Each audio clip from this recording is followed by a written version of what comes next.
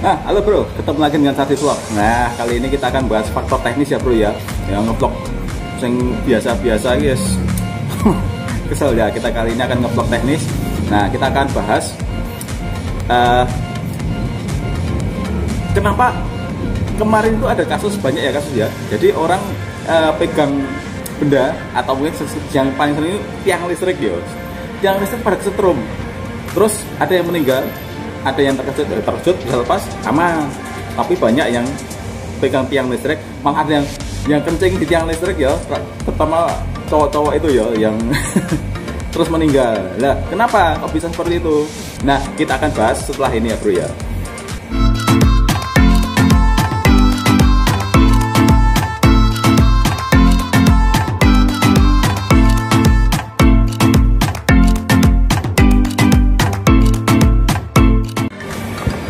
Nah bro, salah satu faktor kenapa kok mereka bisa meninggal karena menyentuh tiang listrik ataupun pagar atau mungkin objek dari besi ya, terutama besi ya, itu karena ada induksi ya bro ya. Jadi biasanya pada jaringan itu, pada jaringan instalasi apa ya, biasanya galvalum gitu, galvalum pada jaringan atau mungkin tiang listrik atau mungkin pagar besi, pagar teralis ya, itu dialir listrik lah. Loh kok bisa? Kok dialir listrik? Sengaja apa aku ini? Enggak. Nah, pada dasarnya yang namanya ganggu ya. Pada dasarnya orang itu kesetrum karena memang dia posisinya memegang objek yang dialiri arus listrik dan dia tanpa sepatu bro ya. Jadi kakinya terhubung langsung dengan ground, jadi terhubung dengan bumi. Kalaupun seperti itu, biasanya tangannya basah. Loh, kok bisa? Iya, karena listrik itu kalau tidak lari ke minus, larinya ke netral ya, ke bumi. Bumi itu kan netral, seperti itu. Nah, terus satu lagi, kenapa? Posisinya itu, ini yang penting, ini kunci yang penting. Kok bisa ya? Kenapa? Kenapa tiang listrik galvalum itu kok bisa ada listriknya? Nah, salah satu yang menyebabkan objek itu dialiri listrik dan sampai mengenai apa namanya orang, mengenai orang yang lewat, yang menyentuh itu karena biasanya yang sering ya, instalasi yang ada dan nempel di objek itu bocor, terutama pada pasenya. Loh, kok iso? Nah, contohnya gini, saya ambil contoh gini. Orang masang galvalum itu bukan galvalum ya, baja ringan, atap baja ringan atau mungkin roof, plafon baja ringan. Itu biasanya instalasinya untuk lampu dan untuk penerangan atau mungkin untuk power yang di bawahnya itu diliwatkan pada rangkaian atasnya bro. Nah, seperti ini. Dan dia posisinya pada sambungan itu tidak kasih tedus. Nah, itu penting bro. Ataupun pada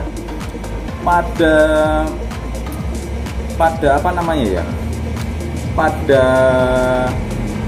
Pada sistem pemasangannya itu tidak dikasih isolasi dengan benar. Nah, setelah itu biasanya loh ya, kemakan tikus, kegesek karena itu kan elastis ya. Nah, tidak dikasih speleng, kegesek dan akhirnya mengenai objek itu. Karena besi, galvalum atau mungkin benda-benda yang lain kayak pagar teralis itu kan konduktor ya bro ya. Nah, karena posisi besi seperti ini tidak terhubung langsung dengan ground, dia tetap dialiri, tapi dia nggak bisa mengetripkan MCB karena dia tersliding dengan tembok. Kecuali yang benar pada teralis, pada posisi teralis ini dihubungkan dengan cakar atau mungkin dikasih ground ke bawah. Ketika ada yang short, stack, ya, sama dimakan tikus gitu aja ya, dimakan tikus, kabel pasenya short dengan body, dia pasti akan nge-trap MCB-nya dan tidak akan memakan korban. Nah, seperti itu bro, itu soalnya SOP. Cuma masalahnya dalam pemasangannya banyak yang abai. Alah biasa nggak apa-apa. Lah terus gini, yang namanya barang itu dalam usianya itu kan memuai bro ya, itu kan bebannya kan berat bro, beban berat. Dia kena beban dari goyangan, maksudnya goyangan beban kemiringan bumi, kena angin, kena beban yang lain, atau mungkin kena gempa lah. Proses mentulnya ini, yaitu elastisitasnya ini, dia itu pasti ada sistem muainya juga bro. Jadi dia begitu mentul, gitu, kabel instalasi yang dia ikutkan, nunut lah istilahnya, nunut di atas itu, dia akan ketarik. Nah, ketarik, sisi elastisnya itu ketika spelengnya kurang, akan menarik sambungan.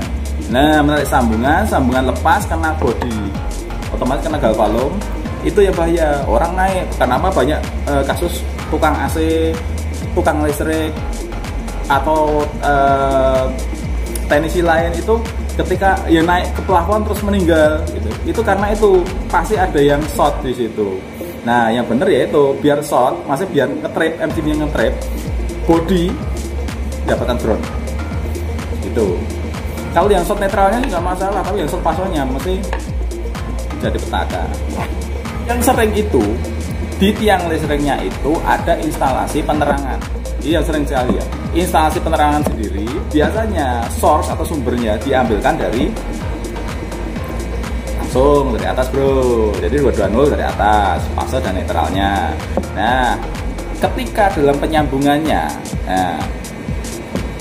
kasis dari lampu itu termasuk sistem switch atau mungkin pakai photocell atau mungkin pakai trafo bales, proses masangnya di kasis apa namanya, kasis besi itu tidak safety. Jadi tidak dikasih bantalan, atau mungkin yang sering bro ya, yang sering sekali itu pada ujung kabelnya itu, pada ujung kabel yang di tiang U dapat lampu itu goyang kan bro, goyang terus nanti lecet kena bodi. Nah, masalahnya di situ. Kalau netralnya yang short kena bodi aman, tapi masalahnya kalau yang paselnya yang kena bodi, ya udah orang lihat pegang itu pasti ya kesetrum, dan efeknya ya kasus seperti ini. Tiang listrik itu di bawahnya itu keluar asapnya, gitu. Itu fenomena alam kayak lapindo, padahal enggak ya bro ya, bukan. Nah, biasanya di atasnya itu ada jaringan yang bocor. Itu ada yang short karena kena angin, cuaca, atau mungkin kena hewan atau apa. Pada paselnya itu mengelupas, kena bodi.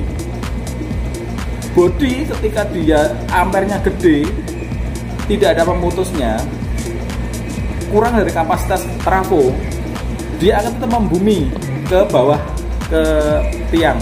Makanya tiangnya panas keluar asap. Nah, terus agar aman, rangkaian di atas plafon, baja ringan, tralis, atau mungkin tower tiang gitu ya, itu biar aman seperti apa? Satu, usahakan kabel instalasinya pakai yang minimal NYM. NYM itu isinya lebih dari lebih dari satu, dan sealnya itu ada 2, minimal 3 ya dari NDA nya sendiri, terus ada seal hitam, yang ketiga yang putih. Yang bagus lagi yang hitam, kabel tanah itu kan mahal. Yang kedua, kalau bisa loh ya, kalau bisa kasih pipa isolasi. Harapannya apa? Jika nanti di atas plafon itu nanti untuk lewat tikus atau mungkin hewan lain itu aman. Ketika tikus itu menggigit itu masih ada pelindungnya, yaitu satu plafon, pipa, terus isolator yang luar, baru dapat kabelnya, itu masih aman.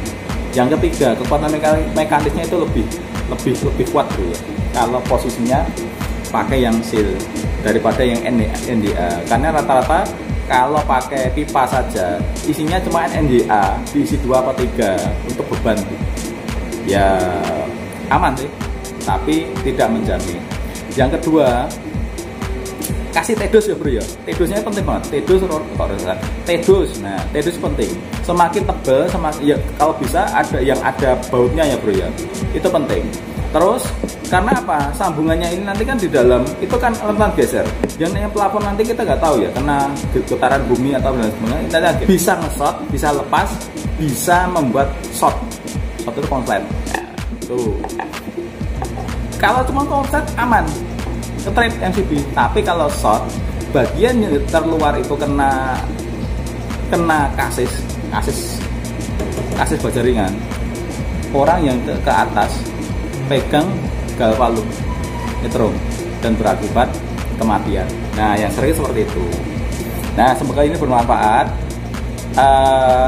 Pentingnya SOP pada pemasangan seperti itu, terutama untuk keselamatan ya bro ya. Bukan hanya keselamatan pemasangnya, tapi untuk yang orang lain juga.